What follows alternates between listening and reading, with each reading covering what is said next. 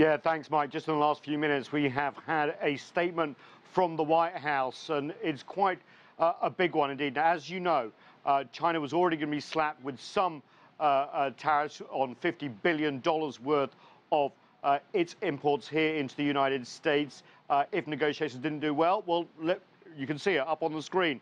This is the latest statement from the president. In light of China's unfair retaliation, I have instructed the USTR to consider whether $100 billion of additional tariffs would be appropriate under Section 301. If so, to identify the products upon which to impose such tariffs. Let me just translate that from bureaucracy. Basically, what it means is the president is ordering his officials to essentially triple the possible sanctions on China when it comes to tariffs. There were $50 billion under consideration of Chinese imports, taxed around 25%.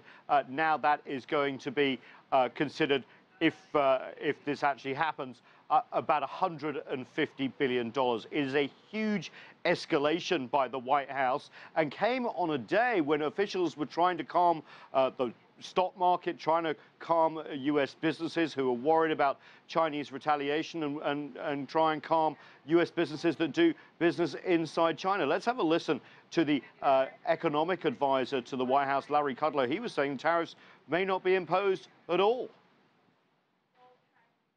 Technically, both countries have just proposed tariffs. There's been nothing enacted. And I think that's an important point. And here in the U.S., you know, we're going to put it out for comment for a couple months. So I don't want to pinpoint a deadline. Yeah, that was just only a few hours ago. And since then, the president has decided through this very short statement to basically go against that, his National Economic Council advisor advice, and basically up the ante. Now, what is the strategy here?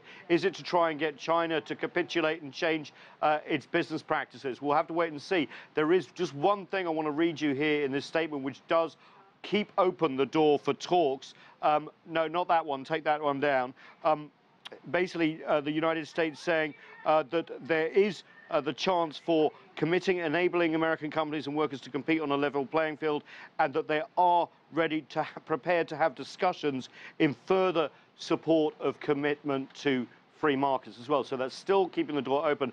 Of course, we haven't heard what the Chinese response is going to be. Remember, last time they came up very quickly and with their own list of proposed tariffs as well. But $100 billion extra, this is a very big escalation indeed. Mike.